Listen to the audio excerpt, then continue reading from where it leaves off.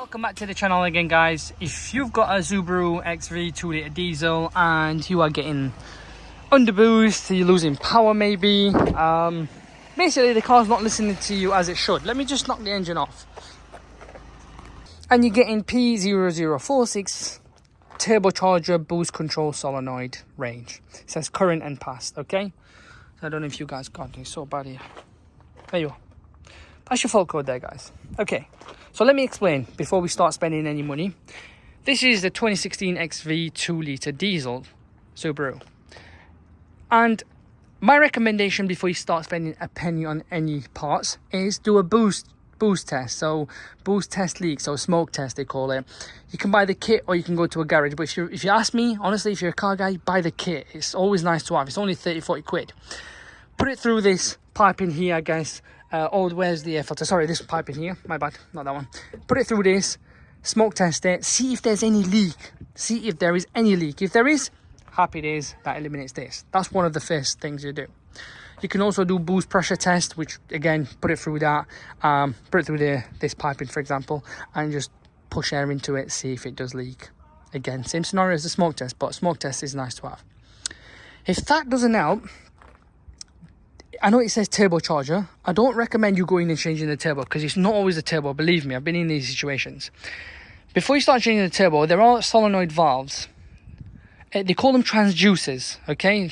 So transducers are these here. It's these here. They are known for it to go. And I know Mercedes are known for it to go. Most cars are. In this case, I have like eliminated all the smoke tests and everything. It turns out it is the transducer, this yellow thing here. You can buy it online. It's not hard to get to. I know it's in a faffy, funny position. There's these two hoses that you need to unplug. You just pull and it comes off, and it's this bolt here that kind of releases it.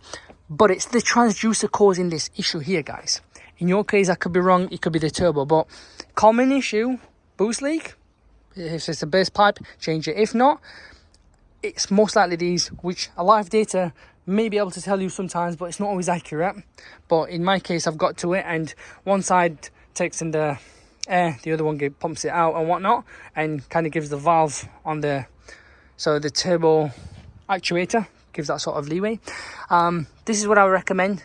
You change it. It's a DIY. I wouldn't let anyone else touch it. It's really easy. Once you plug it in this case, what we have, there we are. Your engine management light will still be on, if you ask me. There is no doubt, because you need to use a machine. So I'm using the King Bowl and K8 Pro. That's my recommendation, guys. It might not clear because ignition is probably not on.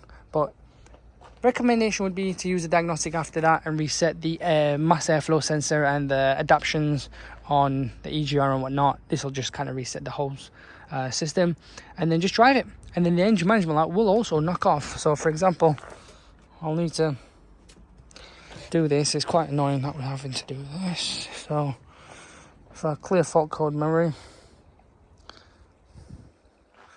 sun's quite bright, I'm not going to complain, but so let's do, it's plugged in. Yep, it is. Let's go back. Sometimes it doesn't clear on the first go, there's no doubt. I have been in these situations many times.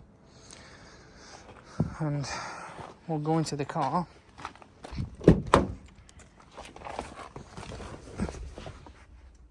Thing with the Subaru is you have to turn the ignition on and off, on and off. You have to listen to it, otherwise it doesn't work. So engine management light should be off now, guys, and there are no fault codes.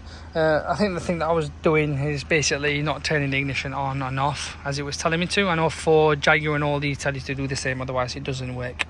But that's what to do, guys, and buy an OEM original sensor and then just slot it in and move on.